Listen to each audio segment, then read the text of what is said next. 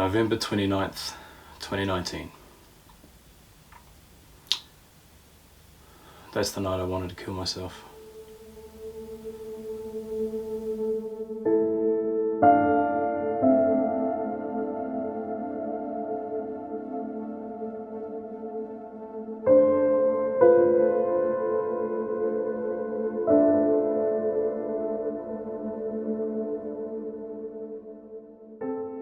Kia ora, friends and family. Please take this warning seriously.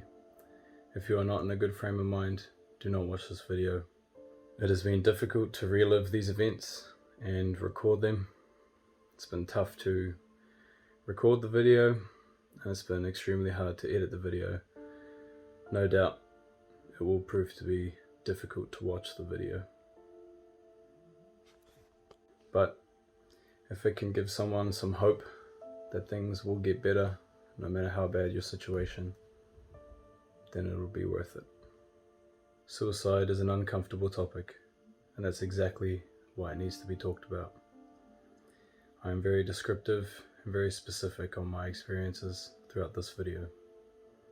Some people may not be ready to hear what I have to say, but if you are, please do so open-minded, and keep in mind that these are events of the past. Thank you. My name is Brandon McIndoe.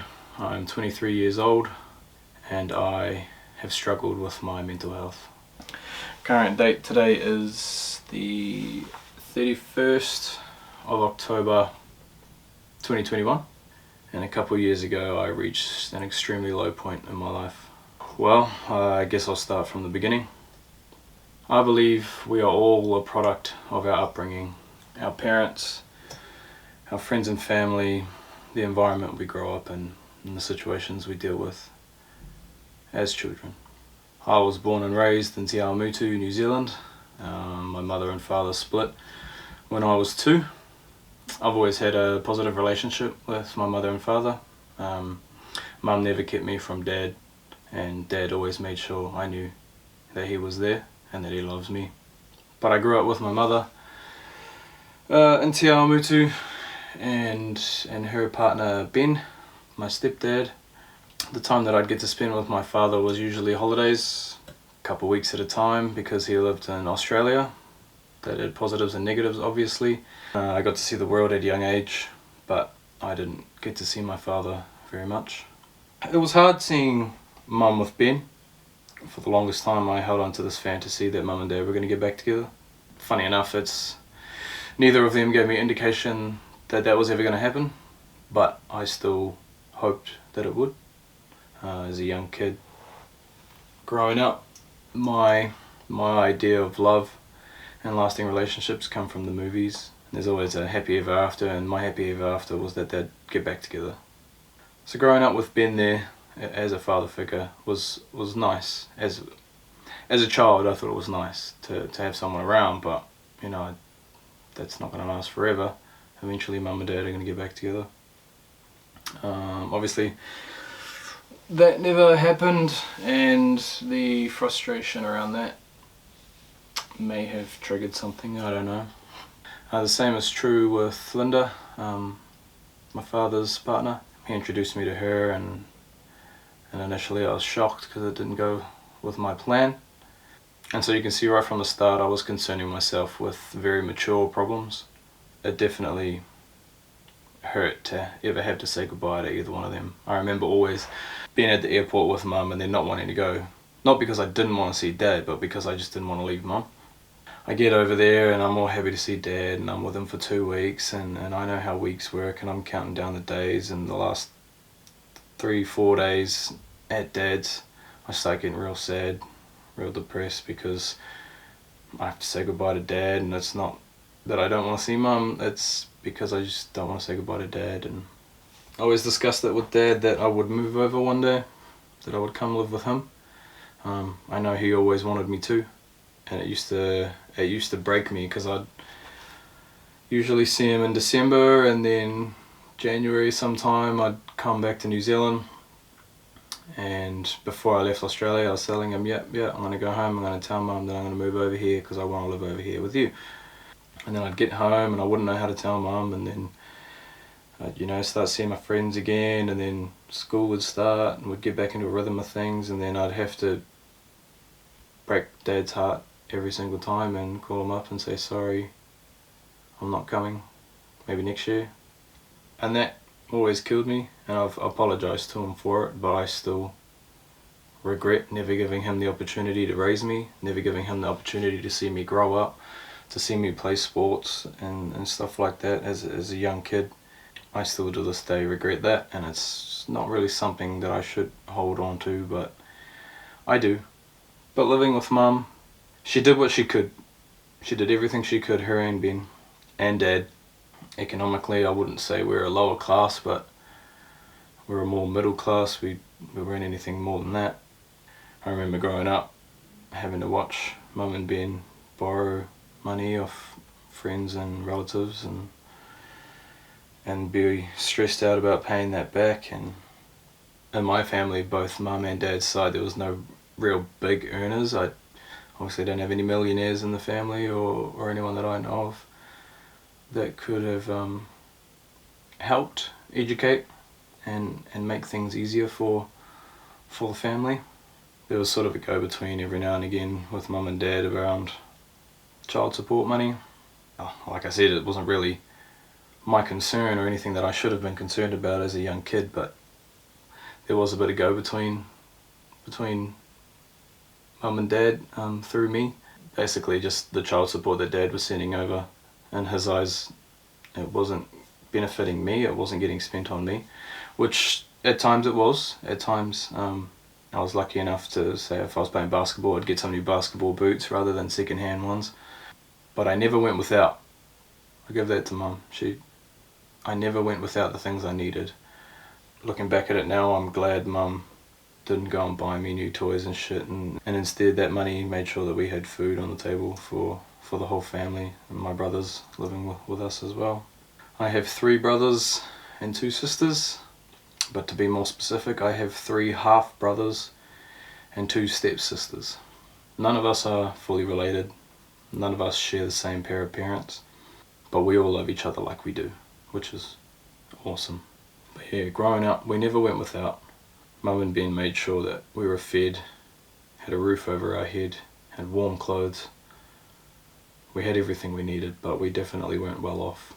And then times would come where I would occasionally get, something nice, something extra, and I remember one lesson Ben taught me was to be humble. That was drilled into me big time. When you get something nice or something new, you don't go flashing it around. People hate those people. You be humble. If someone notices, then they notice, that's cool, but you don't go bragging about shit. Be quiet, be humble, appreciate the fact that you've got it, and that's enough. And that's a good lesson to learn, but maybe that's where it all started. Maybe that's where I started learning to keep things to myself. I remember as a young kid harbouring a lot of thoughts, bad thoughts, just negative ones, non-suicidal, just negative thoughts, and every now and again it'd get to me to the point where I just let it all out, and Mum was there for me. She'd find me in my room crying. I am an emotional person, I've always been that way. But growing up was tough, man. It was tough on the mental health. I didn't make the teams in terms of sports. I didn't make the teams, either it wasn't good enough or I was too fat. I remember Roller Mills trials were coming up, and I think the weight cap for that is 55 kg, which is a reasonable weight for like a 9, 10, 11 year old to be. Obviously I was never that small. So what some of the organisers around the Waipa did is they made a new competition called the Mackenzie Cup, and they upped that weight limit to 70 kg, but I had to be dispensated for that. 70 kg was the cap, 75 kg was the absolute maximum. I think I was 73 and a half. I thought it was fat, so therefore I'm ugly, so therefore no one wants to be my friend. Thoughts of a child, but the thoughts that went through my head nonetheless. But I was always negative towards myself. I was fat. I didn't think I was funny, couldn't make anyone laugh. My family didn't have any money or any cool places to take anyone, so I just had no confidence in myself, no self-esteem.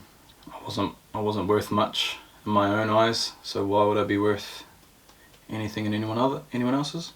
And I had that attitude coming out of primary school, being humble, so I'm not better than anyone at anything. I'm just me, and I'm just here, and that's all there is to my life. And we were always struggling for money, and it was always something we needed and couldn't get it, and our housing situations were all messed up. We lived in a few different houses, all of which not insulated, cold, damp, shit. And I remember Mum and Ben arguing a lot over money. That took its toll on me and my brother. Just got sick of hearing it, and we just wished they'd stop, but that's how stressful and hard they were doing it here in New Zealand. And that was just the reality that I had grown up, and that was passed down to me. You know, I was taught bad things happen, life's not fair, stop fucking whinging and stop crying about it, get over it, and get up and keep going. Yeah, just the whole harden up message, because this is how it is and this is how it will always be. And it's, yeah, that wasn't very nice to accept as a kid. And they're not wrong, but the only part they're wrong is that it can be changed. I also got the don't cry or I'll give you something to cry about. Now that had to be the first reinforcement of men don't cry, stop crying, what are you crying for, stop being a bitch. I mean, I grew up in the day where you could still discipline your kids. So I grew up with a few hidings. I don't know if that's damaging. I think it's effective because it worked, but it could have quite easily gone the other way, I suppose. Could have rebelled, but no, I took those teachings on and I learned from them, and I learned don't do that or you'll get another smack on the ass. So I wouldn't say it was abusive, wouldn't consider it abuse at all. It was just discipline. I did, however, go through a phase of hating Ben. Back then I thought Ben was abusive. Looking back now, I see that he wasn't. His methods were a bit extreme, but the love and the message he was trying to get across was always pure. He never did anything to me just to be an asshole. Everything was to try and teach me a lesson that he genuinely believed I needed to learn. And looking back now, I did need to learn. But no, I know Ben loves me, and he's raised me with the purest of intentions, and he's tried to make me the best man that he could for my father and for my mother. He's tried so hard to set an example for me. He's worked hard, never given up. Those have rubbed off on me too. I went through a phase of hating him. I remember a couple of days before Mum's wedding, we had a lot of people over, and I remember crying in my room. And Mum come in and she found me crying in my room, as however old I was. But I just remember crying in my room. Mum came in, she found me, she asked what's wrong, and I said, I don't want you to marry him. I hate him. I don't like him. Please don't marry him. A couple of days before her wedding, that would have tore her apart. And it's not because he gave me hidings, or it's not because, you know, he gave me some tough love sometimes, but it was because it ruined my plan of her and Dad getting back together. Even up until her wedding day, I still had hope. Conceived my little brother at that point. He was born, and I loved him, and everything was hunky-dory, and I knew they were getting married for ages, but that day it hit me that, hang on, if she gets married, she'll never get back with Dad, and that fucked me up a little bit. All of these experiences, they just fuck you up just a little bit more. My mother, my father, and my stepdad did everything they could to give me the best possible childhood that I could have.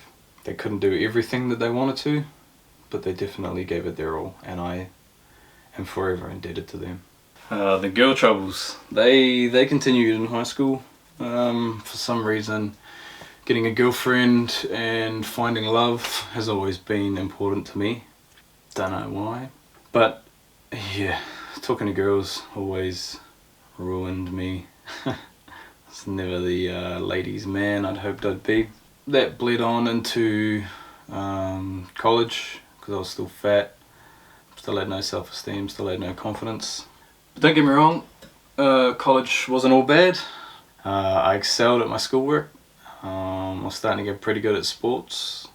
I had the ability to adapt, or more camouflage, and blend in amongst different crowds and different groups of people. I'd sort of fit in, and I did have quite a few friends, or at least I thought they were friends, but it may have just been people. I'm seeing now that there was a lot of people that probably just used me growing up.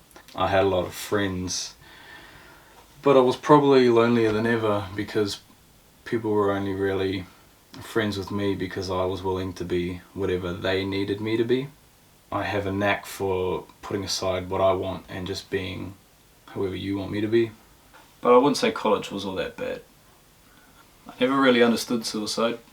One of my brothers was struggling with it, or so I was told anyway, but I didn't see him struggling with it, and I still decided to believe that it wasn't real.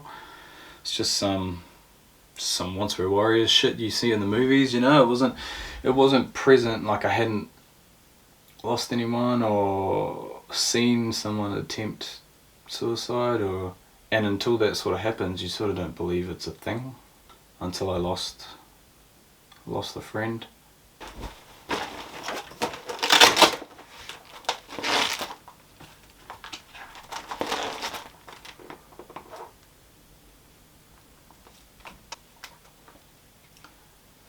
I used to draw quite a bit.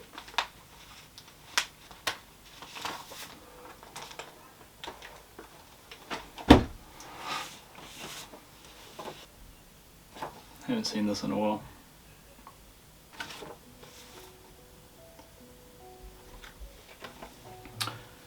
Who was Reese to me? Reese was a good dude. 23rd of June 1996, so he was about a year and a half older than me. We weren't close, we weren't best friends or anything like that, but Reese was a role model. Reese was everything that I wanted to be. He was funny, good looking, good at sport, he was smart, he was kind, he was humble. Couldn't fault the guy. He was everything that I wanted to be, and he was a massive role model for me. I was lucky enough to know him, and I was lucky enough to be his friend. And on the 11th of November 2014, Reese took his own life. And I was angry at him for so long. I just wanted to ask, how could you? How could you do that to me? You ruined my reality. Suicide was now real. Suicide is a real thing that happens to real people. And it fucked me off. It pissed me off, and it's selfish of me, but also selfish of Reese in my eyes at the time. I was gutted he was gone. I've seen many dead bodies at that point in life. I'd lost many loved ones, but he was my first friend I had to see in a box, and his death could have been avoided. It fucked me up for a little bit. I didn't know what to think. I didn't know what to do. I almost didn't go to his funeral. I had chicken pox at the time, so I felt like shit as it was. And then I found out that, and Mum said, "Do you want to go and see him?" And I said, "Well, look at me. I can't go and see him as much as I want to. No." But I ended up just sucking it up and putting a hoodie on, and he was my first friend that I had to see in a box and put in the ground. I miss you, Reese. We all do. A few years ago now, I was in a bad relationship. At this stage, I'm 18, 19 years old. I got talking to this girl from work. She made me real curious. Seemed quite shy and quiet on the outside, but attractive. And we got talking and we got hanging out, and then I found out she had a boyfriend.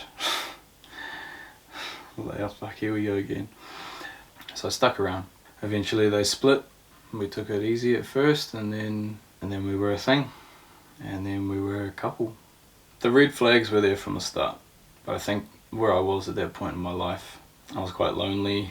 I wasn't depressed or anything, but there was nothing really exciting about my life, and she sort of brought that excitement. And I saw the red flags, and they annoyed me, but not to the point where I should have said, hey, this isn't going to work.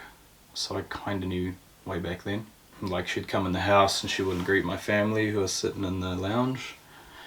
That's a big thing for me. If you come into someone's house, you greet everybody in that room and anyone else who comes into the room because you are in their house. I thought that was common knowledge, but apparently not. I was staying away for work one time and she stayed at another guy's place because her parents were away and she didn't want to be home alone. You don't have any female friends you can go stay with? But whatever, I got a little shitty about that, and then I just sort of moved on and got over it and didn't think much about it. I just want to say, as far as I'm aware, she never cheated on me, so I'm not trying to badmouth her here. I'm just trying to explain how I got to the point that I got to. I think the biggest red flag for me was that she had never introduced me to her parents. From her frame of mind, it was due to religious beliefs that her parents wouldn't accept me, and in turn would put the ultimatum to her as to whether get rid of me or not be a part of their family anymore, which is rather extreme, but I don't know the ins and outs of their household, so I believed it, and we decided to hold off until the time was right to meet the parents. But regardless, we decided to, after a year of doing long distance, we moved in together.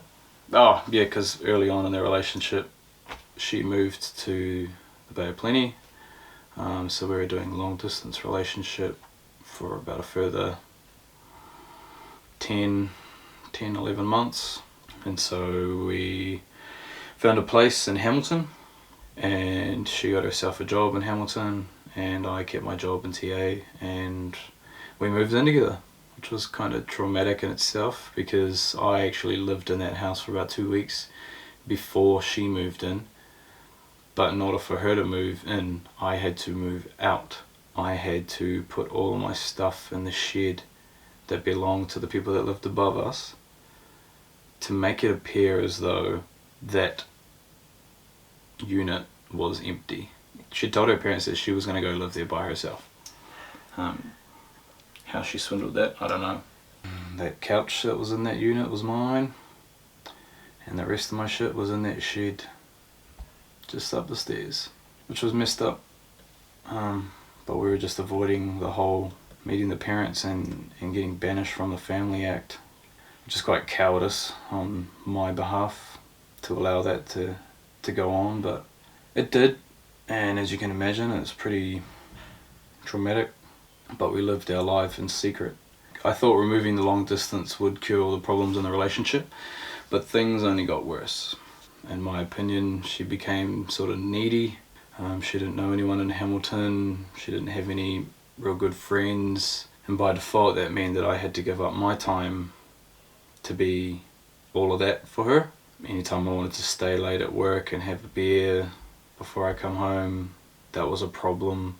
Anytime I wanted to go play basketball with my mates, that's a problem. Or just see my mates, or do anything that involved me having fun without her was a problem.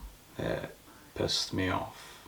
And it pissed my friends and family off too, because I'd cancel on them a lot, or I'd just say no to going out and hanging out with them because I'd feed them some bullshit reason, but at the end of the day it all come down to it would disappoint her. She'd feel left out, and I'll have to deal with it. So it was easier to just not hang out with people anymore than to try and explain. So that distanced me from my friends and my family. A lot of them knew what was happening. They chose to keep their mouth shut for my sanity, because it was hard enough dealing with her problems, let alone dealing with them having problems with her. But I know for a fact that a lot of them despised her. She knew that too. Maybe that's part of the reason she didn't want me hanging out with them. Even music. I love music, but listening to music was a no-go. I had this massive speaker that I was never allowed to use because it was annoying. We'd sit in silence in the car, or we'd listen to her music, which just wasn't my cup of tea. Just inconvenient shit, but that's what I took it as. It's just a little inconvenient, but she loves me and we're in love. Well, that's what I tell myself, so just get over it. But yeah, it just became me and her against the world. Living in this shithole of a unit, convinced that we were happy together. Fuck what anyone else thinks, it's me and you, baby. Rowdy, rowdy, rowdy. I ended up gaming quite a bit, like every night, till like 1 or 2 in the morning, get up tired for work tomorrow, just because it was the only time that I could sort of game online with my friends and be with them again, because I missed that. I missed having a life outside of her, and so gaming was sort of my escape, and it got to her and then we'd argue, and you see how this goes. You see it's real negative and it's real toxic, and we live together in a 1-bedroom apartment, so that even when we argue you're still in the same room. And I remember some nights where I'd just get in my car and just go for a drive. I wouldn't tell her where I was going. I'd bring my phone, but I wouldn't answer her calls. I'd ignore her. I'd call one of my best friends, Dallas, and just talk to her about it. But then eventually Dallas got her a partner, and we sort of grew apart. But she was always there for me, and I believe she's still there for me now. And the same to her. Regardless of all the troubles we were having, I stayed there for another 2 years. Yeah, I wasn't doing myself any favours by staying there, but I did decide to stay there. And my number one support, my lifeline, the person I could reach out to, which was Mum, they decided to make a move for their life. I've changed for the better, and they moved to Australia, which is awesome for them, because they have since been thriving in ways that they never would have in TA. So I'm not angry about that, but it was hard to take her to the airport and say goodbye, knowing that I can't just drive and go and see her and talk about things. I've never really been an on the phone person, so yeah, she might have just been a phone call away, but so was Dad my whole life. If I ever needed to talk to someone, Dad was always there, but I just don't like talking on the phone. My best friends, Kahu and Hirawini, they started flatting together, and I wasn't secluded, I was invited. They were trying to get me to move in with them for ages, so like it's not like they were like, nah, if I come, I'm not mad, but I was living with my ex at the time, and they were sort of like, come on bro, move in, move over, she can come too, whatever. But I said nah, it was just too hard to be with her and them in the same room, knowing that there's tension. That anxiety, just being in that situation, I was like, nah, I just don't want to be there. But it did make me jealous, seeing them online, Facebook, Snapchat, whatever, beach house in Hope without me, going down to Hastings without me, just drinking on the weekends without me. I got real jealous, and I started to despise them and just come up with, oh fuck, those guys just want to get on the piss all the time, I don't need that in my life. And my ex supported that and encouraged that thinking, and just made me feel like, oh, I don't need them anymore, they're not really my friends, and that's real bad. That's real bad, because they are still my best friends, brothers for life. Work, my job, my career, my qualification, everything that was work was just shit. It was really toxic. I remember at one point I had enough, and we had our monthly meeting, and I wrote out huge paragraphs and texted them through to one of the guys, who fair enough wasn't all that comfortable reading each and every single one of those words out at the meeting, because I couldn't be at the meeting in person. But that brought up a lot of issues, but from my standpoint, and I know the standpoint of many others, the bosses just weren't willing to invest in the company. So we were going without a lot of gear that we needed. We were going without PPE that we needed, which is under the Health and Safety at Work Act mandatory to be supplied to us by the employer, but we were buying our own shit. Just favoritism in the workshop towards certain staff, that was still happening when I left. Health and safety protocols, just doing dodgy shit you shouldn't be doing. When you stand back and actually have a good look at it, you're putting our lives on the line for a quick buck, and that pissed me off. Basically, the feeling around the place was just that they couldn't give a fuck about us. They didn't care about us. It was just, at the end of the day, it was all about the dollar in the pocket. Do whatever you need to do to make that dollar for us, and in return you get to keep working for us. It was a real bad negative vibe around the place. Everyone sort of hated each other. Everyone sort of was just ready to stab each other in the back. There was no brotherhood there. I had a couple of close mates that I could rely on to talk to, but everyone else was just a snake and you didn't know who you could trust. And everyone else who was good left the place because the place was miserable. They didn't want to deal with it anymore. And with all this going on, I'd put on a lot of weight. In college, playing basketball, I dropped a considerable amount of weight. I got quite lean. I was fit, healthy. But when I left college, stopped playing basketball 6 days a week, was working, was in a bad relationship, negative environment at work, I put on a lot of weight. And I was starting to get shit at sport, which made me stop playing sport. Those team sports that I love and enjoy, I'd stop playing because I was trash. And I just hated being at home. I hated being at work. I hated myself. October 2019, I was nearly there. I was getting to that point. I decided to have a break with my partner. Finally ballsed up, and actually no, that's a lie. I didn't even balls up. She decided that she was over it and she was going to move back to the Bay of Plenty with her parents. And I was like, okay, so we're done, we're taking a break. So we ended up taking a break. I moved back to TA, she moved back over here. And at work, I just needed to get away, so there was a trip coming up for Guernsey, and that Guernsey trip was meant to be my big break away from the toxic work environment, the toxic relationship. Yeah, I just wanted to get away, and I used that trip to do just that, and I just ran away from all my problems. But they followed me there. Now before I left for Guernsey, I set myself the challenge to get to 130 kgs. That was a challenge I put for myself. No, that wasn't to lose weight, that was to gain weight. I was vlogging it all, so I have the video here. So, as you just saw, currently I'm weighing in at 124.1 kilo. Now that's pretty bad. Time for a weigh-in. What do we got? What's the damage?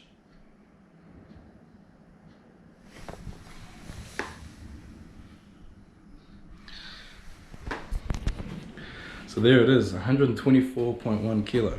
So yeah, I was weighing in at 124 kilo, and in an effort to take control of my life, I decided I was going to get to 130 kg, and therefore it was my choice to be fat. I wanted to be 130 kg, so I am now in control of my life. That was the whole theory behind it.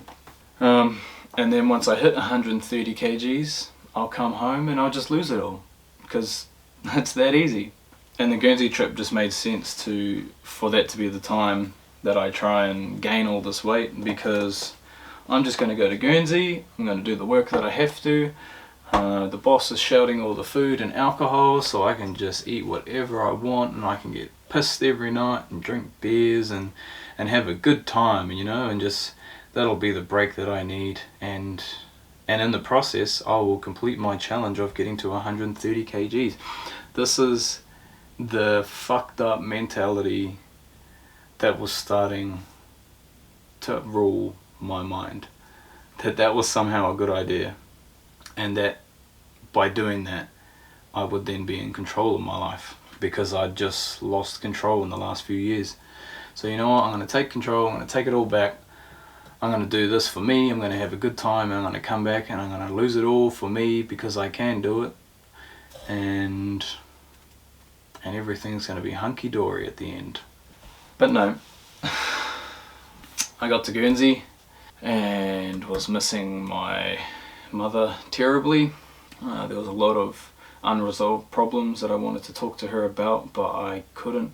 My ex was messaging me while I was there, kind of lucky for me, the time zones were so different, so it was only first thing in the morning or late at night when we would both be awake and could talk to each other, which was probably a good thing. So I was getting shit like, because we were going out drinking, you know, don't be a fucking idiot, don't be talking to other girls, don't be looking at other girls. Like, we went together, we were on a break, I can do what I want. I didn't, by the way, but just that shit being fired at me for no fucking reason. I didn't even do anything wrong, you know? I never cheated on her. There was no reason for her to get that way with me. Why? Whatever. I was getting shit over there, and I said, look, I got to a point where I said, look, I can't do this anymore. This isn't a break anymore. We're not on a break. I'm done. We're over. This is done. So for about 4 or 5 nights straight, I didn't go down to the bar. I'd finish work and I'd go sit in my room and cry until I fell asleep. I was on the other side of the world, having the worst time, getting up each day and pretending that I was happy and going to work and doing what I was there to do. I was there for a job. On the other side of the world, and I felt like I had no one. I was so alone, and this chick was just badgering the shit out of me. I hated myself every time I looked in the mirror. I have a video of me in Guernsey. This is me in Guernsey, in my hotel room. Can I do it? I believe I can. I know I can. I do have to come clean about the whole going up to 130. I know a lot of people, well, the people I've told about it, don't really understand why I do that. How do I look? Well, I mean, got that V-line taper there. It's not exactly the one I used to have, but you know, it's bad from the side. Got the titties going on, stretch marks. Look at me. Do you see why I hated seeing any reflection of myself? I was in a bad way in Guernsey, and that bad way continued to follow me as I travelled home. Me and Ash went to Dubai on our way home, and there's a video of me at the water park, just here. Just wrapping it up.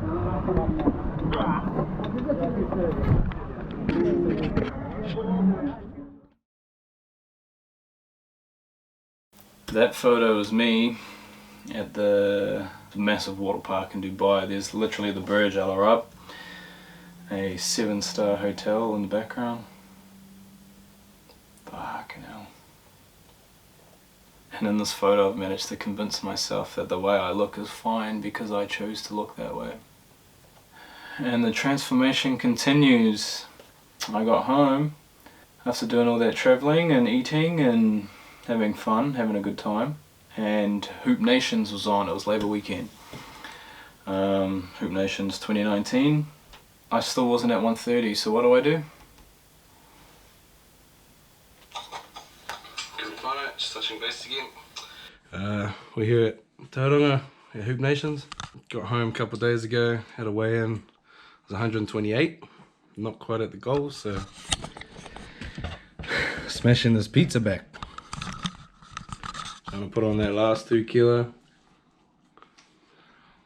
But if I'm not there at the end of this weekend, we're just gonna go down from there, because I'm feeling pretty sick lately. Just throw it up. Yeah, eat. No shit, you feel sick. You're doing nothing but drinking Fanta and Coke and eating Domino's and McDonald's every meal, every single meal. I legitimately tried to put on 2 kilo in a weekend.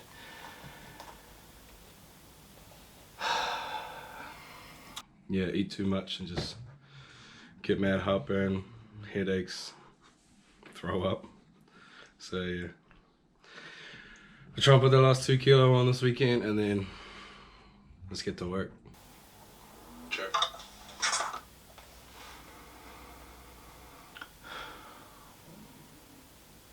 Still confident. confident as that I'm doing the right thing. Little did I know I was just setting myself up for the worst time of my life. Anyway, I got home and weighed in. There it is. I did it. 130.4.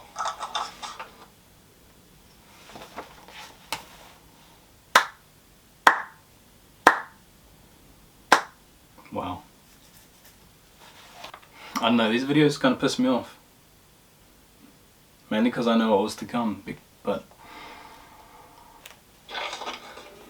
Nah, that makes sense because I feel like absolute crap, you know. Sort of punishing myself really, forcefully putting on weight was probably not good, really not good for me, but poses more of a challenge. Just want to prove I can do it, and well, we've got there now. There's only one way to go, and that's down. So yeah, time to start making some better decisions, start eating properly. If you're still here, this is where things get exciting. Let's go.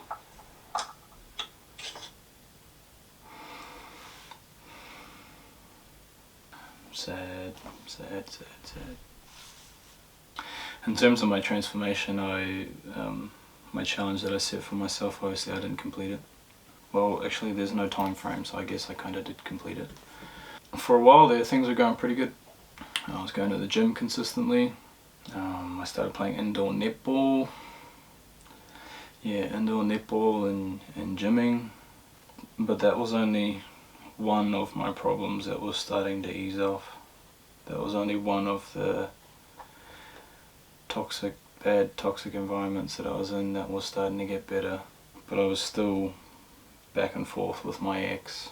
Work was still toxic. If you had a conversation with someone, no doubt that conversation was just bad mouthing someone else. And with all that going on, the positivity from my little change that was happening with my body just wasn't enough. I started to hate myself again. I started to regret the decision to get so big, and that decision was my own. I had no one to blame but myself. And there was the downward spiral again. And I stopped talking to people at work because I didn't want to talk shit about other people anymore. I was over it. I stopped talking to my friends and stopped going to social gatherings because I hated my body again. I wasn't happy with it and I didn't want anyone to see me like that. And I started to avoid everyone for every reason I could come up with. And I was still texting my ex. And we were trying to be friends at this point. But being friends just involved me still listening to her tell me that there's still feelings there and we can work this out, and it conflicted with me because I knew damn well that I didn't want it anymore. Friday, November 29th. Started off as a normal day, no motivation to be there, a job that I hate, doing something that I'm not interested in with people that I don't like, just pretending that everything's okay. Just pretending has to be the most exhausting thing ever. Pretending that everything's fucking awesome. How are you, bro? Yeah, good, bro. Good. Putting that face on day after day has to be the most exhausting shit I've ever done.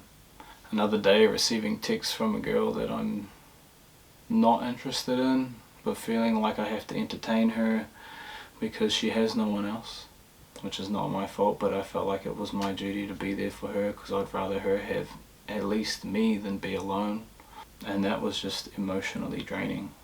I remember my friends inviting me around for some drinks that night, just casual drinks. It wasn't really an occasion. I turned to drugs at one point there. I'd been taught that was not the way to go, but I understood that it helped some people through some shit, so I tried some drugs, mainly MDMA. For a while it was fun, so I thought, and then it became a habit, and then it became a problem. Problem that I no longer haven't had for quite a while, which is good. But I went there, I went to that source of relief. It's no good for you, just fucks with you even more. But yeah, Kahu invited me around. to come have some drinks with him and some friends. I played it off that I was busy, I got stuff to do, or working late, or whatever bullshit reason I fed him. I had nothing on. I went home, got some Domino's pizza, and a big 1.5 litre bottle of Coke, and all the sides you can think of. Put some Netflix on, and just tried to zone out from the day, but I couldn't help but sit there and think about all my friends who are at Kahu's having fun without me. But I was just physically, emotionally, and finally spiritually drained from that day. And right there and then I understood. I understood why he did it. Reese, I get it. I know where you went to, bro. You were so alone. You felt that no one cared. You felt like you couldn't talk to anyone because your problems probably weren't big enough to be talked about, because there's bigger problems in the world. You started to wonder what life would look like if you weren't in it. You started to believe that people would be better off if you weren't here anymore, because then they wouldn't have to deal with you because you just weren't important. You start to believe that the pain and the suffering never ends, it only gets worse. You start to think that not only will no one care that you're gone, but no one would probably even notice in the first place. There's no way to quantify the amount of pain and suffering you go through. You felt worthless, you felt alone, you felt helpless, you felt like there was no end, you felt like ending your life would be a service to others. I know you felt that way because that's exactly how I felt. I got to the point where I not only thought about whether or not I should kill myself, I wanted to. I had been emotionally drained and physically drained for so long, but spiritually I finally ran out. I was fucking done. No one's gonna notice, no one's gonna fucking care if I'm not here anymore. All my friends are out having fun without me. They have been for the last couple years. No one even notices whether I'm around or not. Maybe I should just end it all. And from there, I cried, and I cried, and I cried, and I cried the way I had so many other nights before then. But this time when I stopped crying, the pain that's usually subsided enough to a bearable amount hadn't done that. Was still there, still hurt, still sucked. And so I started to think about how I was going to do it. I decided it's the right thing to do, so I can stop suffering, so other people can stop worrying about me, so other people don't have to put up with my sad, depressed, anxiety, bullshit, fucking attitude. So I'm going to do it. So how am I going to do it? And I thought, live in a 2-story house, I can hang myself off the balcony. I, live down the road from the intermediate. The gym's pretty high. I know how to get on top of it. I could jump off that. Make sure I land head first. Or I could go crash into the massive tree that's on the corner of Te Rahu Road and State Highway 3. Just head towards Hamilton, turn around, floor it, straight into that fucking tree. And that's the one I decided to go with. So I got in my car, and whatever I was wearing, I didn't put shoes on or nothing. And I started heading to Hamilton. And for some reason I just thought I'd rub it in my own face a little bit more and go park myself outside Kahu's house on Racecourse Road. So I did. I pulled up and there was 12, 15 people there. Good friends of mine. Curtains were open so I could see everyone drinking, having a good time. And I don't know why, but I text Kahu. I said, I'm outside. I gave him no context. But I sat there for an hour.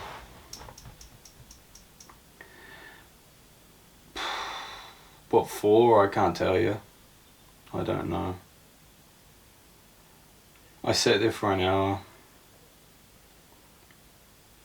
No reply. No one look out the window, nothing. So I said, oh well, I better get on with it. And I turned the car back on, put it in drive, and I started driving away, and I heard the door open, and I had a look, and there's Kahu, and by some miracle, I don't know, I gave him no context as to what I was doing while I was there, but he ran to the car. He ran out to the car.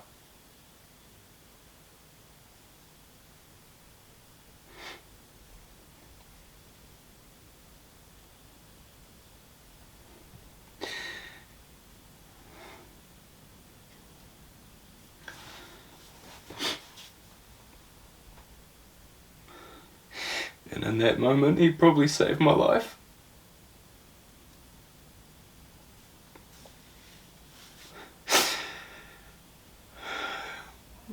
Whether I would have followed through with it or not, I had every intention to.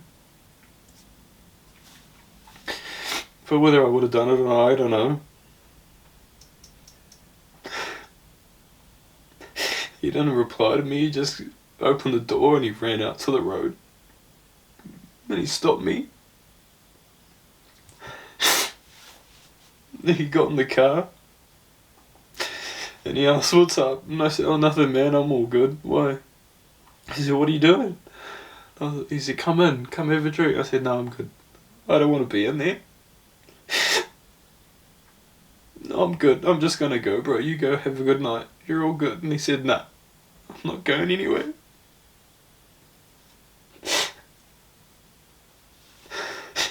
He stayed there. And we talked for like 45 minutes. I'd never told him what I was going to go and do.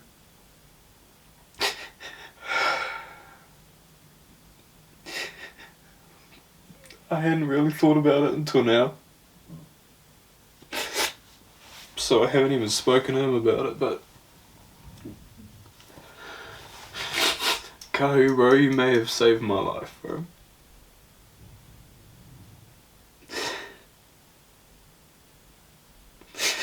I just told him everything that's been going on. I didn't tell him I was going to kill myself.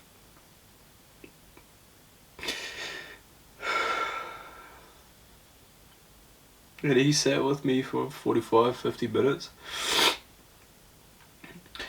And he's, you know, near the end, he insisted I come inside. He said, come in, bro, just come chill out with us. I said, no, I'm good, bro. I don't. He said, oh, I'll come with you then. And I said, no, like, everyone's drinking at his house. He said, no, I don't care. I'll come and stay with you tonight.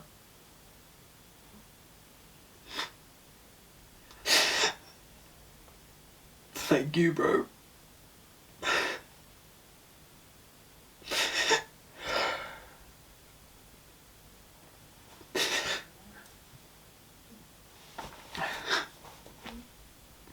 And the instant regret when he said he'll come stay with me. And I started thinking of all the reasons to live.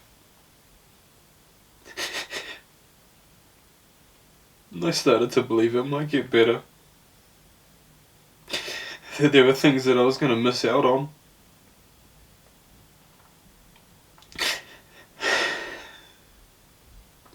And I remembered that me and my brother had booked flights to surprise my mum on her birthday. It was a couple of days before Christmas. And we were going to fly to Australia and show up at her workplace on her birthday and surprise her. And I just remembered that at that point.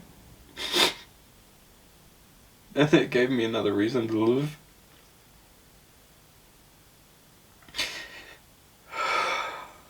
I cried with him in the car because I thought about how Mum would feel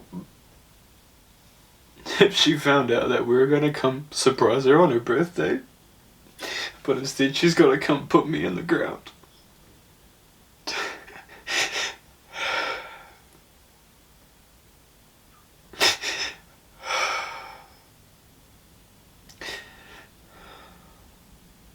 I both loved and hated that feeling.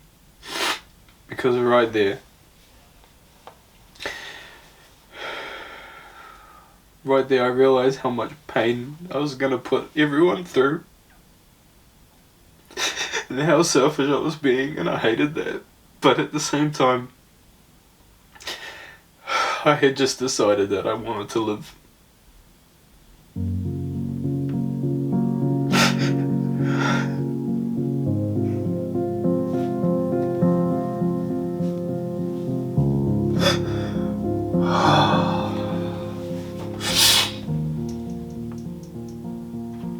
I wanted to live.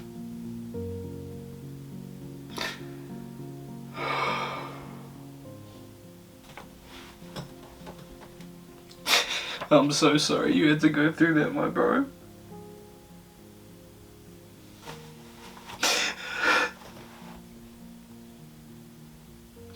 That shit is fucking painful.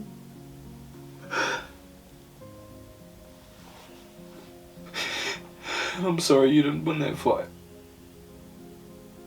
I fucking miss you. We all do.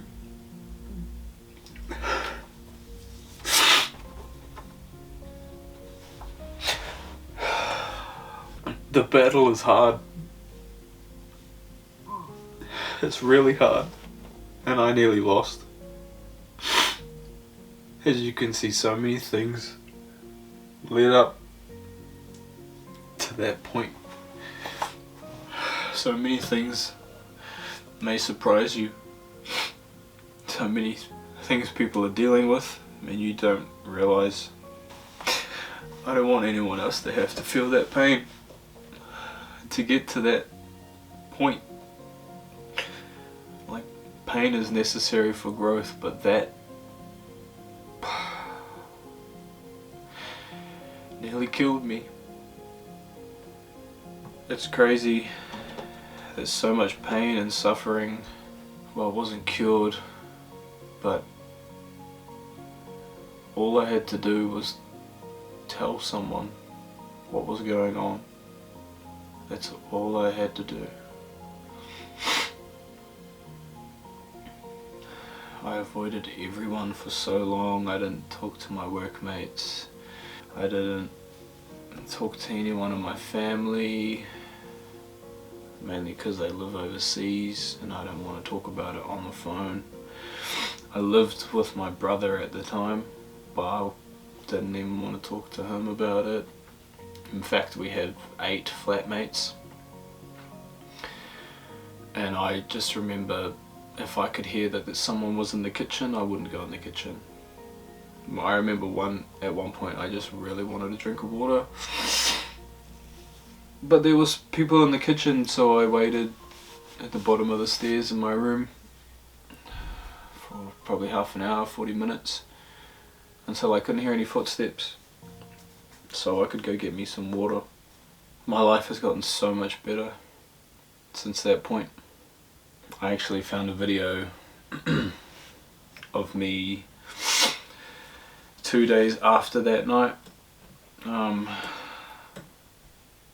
Still in a really bad way. And I don't even know why I documented it, but I want you guys to have a watch. Hey guys, so it's December 1st, it's been a couple of weeks since my last update, and it was about time to check in.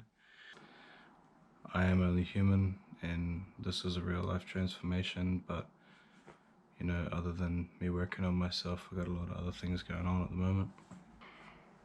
Not really in the best headspace right now, but you know, things happen and we just got to find a way to carry on, but I'm struggling with that at the moment. In all honesty, there's been a lot of cheat meals. I haven't weighed myself in days, because the last time I did, I'd put back on 4 kilo, so I was back up to 121. You know what's sad is that after all this effort that I'm putting in, trying to better myself, and in the span of 24 hours I've run into people that haven't seen me in ages, and I'm already in a bit of a state. People don't know that because I don't let people in. But they're coming up to me and saying, oh, look at you got big. And, oh, my nickname's Beef, so ran into some family and they're, oh, yeah, you've put on the beef, haven't you? And then I ran into a friend of mine at the pub and, oh, you put on a bit of weight, haven't you? So people don't know, and I laugh it off like I don't really care, because that's how I deal with shit, as I try to make it a light situation. But that shit hurts, especially when you're trying like fuck, and people don't even realize how disrespectful they're being. So in the span of 24 hours, I got put down 3 times about my weight, even though I'm trying so hard. But I just wanted to speak on what I'm going through. I might not be talking to someone, but at least I'm saying it out loud. It's all work shit. My personal life is shit. I got no one to talk to about it. And I don't really want to talk about it. I'm fucking depressed. There's nothing about any day that I look forward to. There's nothing. I'm just avoiding social situations. I don't want to be around people. Even in my own house, I wanted to fill up my water bottle this morning and I waited for 45 minutes for everyone to clear out of the kitchen so I could go get some water because I'd been crying.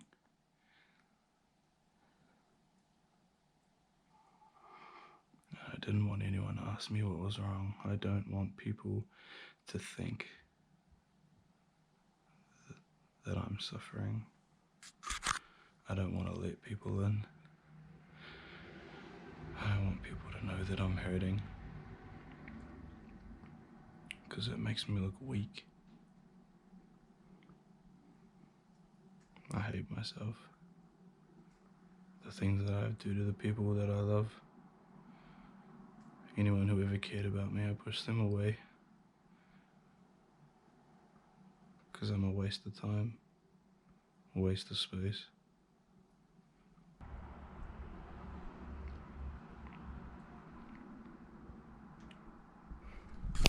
That was me finally talking. I'd finally spoken to Kahu about what was going on the night, and I think that was the Sunday night that I said that, because Saturday night I was sober driving. All of a sudden I realised how bad things had gotten, and that talking and being around people helps, because it helped that night. So Friday night Kahu talked to me. Saturday night I just wanted to sober drive. I didn't want to drink, but I wanted to be around people and I wanted to talk to people. Not necessarily about my problems, but just engage in conversation again. And I had some people at the pub say those things. Whether I know exactly who said that to me, but if you remember saying that to me, maybe just rethink the way you think you talk to people. Had you said that a night earlier, I wouldn't be here. Your words can very well push someone over the edge. Your words could have killed me. And that's a lesson for everyone. You never know what people are going through. You never know who's just having the worst time of their life. So please treat people with compassion and love. My birthday, which was about a week after that, my ex finally gave up on me. I still hadn't found the courage to cut her off completely, but she did me the favour and she cut me off on my birthday because I didn't reply immediately to her happy birthday message, which was like 10 pages long, and I was at work. But for whatever reason, she finally said, you know what, fuck you, you're a piece of shit, rah. But I was already in a better frame of mind.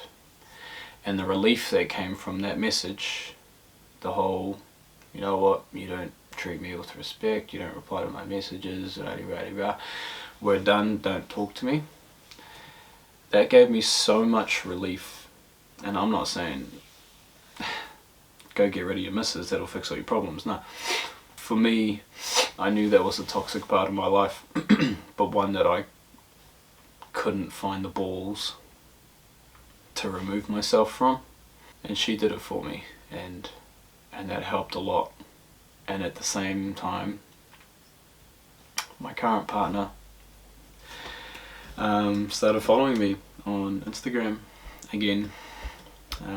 She's a very old friend of mine, and we got talking again, and we'd both been through a lot since we stopped talking to each other. And now I'm here, living with her. I'm happy. I walked away from that job about 6 weeks to 2 months ago. I'm with my new employer. He's awesome. The guys there are real welcoming. Everyone sort of does their own thing, which suits me just fine. But no, I feel like I can be a lot more open and transparent with my new employer. He's given me a very positive workplace to be in, one that supports me and my dreams. I own my own company now, one that I am trying to build, one that he is in support of, which is awesome. Not having that conflict. I'm living in the Bay. You can't see anything here, but and I got to surprise my mum for her birthday. And if you want to watch that vlog, it's on my travel vlog channel, Kiwi on Tour. We'll drop the link somewhere. But you'll see in that video, I hug my mother, and the amount of pain and relief that hug gave me. You'll see me shed a tear, and that's because I fucking needed that hug. And maybe someone watching this just needs a hug too. Coming into 2020, and it's carried on throughout till now, I decided to stop putting everyone else in front of me and start being selfish and making sure that I'm good. I have to make sure that I am okay so that I can help other people. And right now I am okay. That's why I'm filming this. And it was painful to go back to that point, but it was just a point in the past. I'm okay now, and I just wanted to record this and put it out there for anyone to see, because we as men don't talk about our feelings. And as I've admitted, I was the same. Everyone is different, but I do believe that talking to someone, finding someone to talk to about what's going on will help. It may just save your life. And if you're not a male watching this, what if it was your brother, your father, your son, your cousin, your uncle, your granddad? What if they were going through hell, and you just being there to talk to could just make sure that they stick around a bit longer? Suicide is not an option. It should never be an option. Please, if you are struggling, talk to someone. Wherever you are, whoever you are, cut the bullshit. Talk to someone.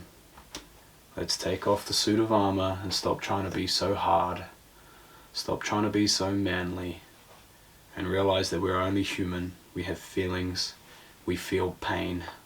We feel hurt. And sometimes we just need to get it off our chest and talk about it. Aroha mai whānau, thank you so much for watching. If you're still watching at this point, please, if it affected you or helped you in any way, please share this video. To my old work, I really hope you guys take on board the feelings of your workers now. I was still upset with the place when I left, but I don't want to burn any bridges. There are some good people there.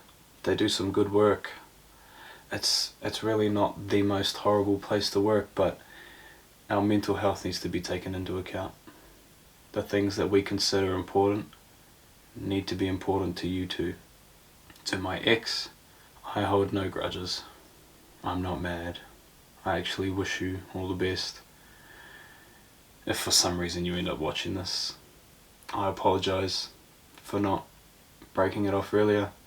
I apologize for stringing you along like that. No doubt me just being there but not present irritated the shit out of you. I'm sure you felt a lot of pain with this experience as well. I don't think you're a bad person. You just weren't the person for me. And I knew that early on, but I didn't do anything about it, and I'm sorry. To my friends and my family who are watching this, who may only just realize that I got to that point in life, please don't take it personally that I didn't tell you. I didn't tell anyone. It was a very hard thing to go through, and I know that I didn't have to go through it myself. I know you were all there for me if I needed you, and I chose not to call out. I'm sorry if this message disturbs you a little bit, but this is reality, and I'm okay now. To Mum and Dad, to Ben and Linda, thank you for being amazing people in my life. To my baby, thank you for being there for me. Thank you for understanding what I've been through, understanding who I'm trying to become, and helping me get there. To her parents, thank you for providing a happy and safe home for me. As I said, Christmas last year really hasn't felt like I have a home for quite a while, so to call this place home, to be here with you, and to have you guide me and support me is amazing. I'm sure my own parents thank you so much. And to everybody in the world, please, if you watch this, be kind, be loving, be compassionate. Speak to the men in your life. If something doesn't seem right, it probably isn't, and they may need your help. Reach out, make sure they're okay. These times of COVID are horrible for the mental health. Horrible. But thank you for watching this video. That's me, still alive and breathing. Thank you. Aroha mai.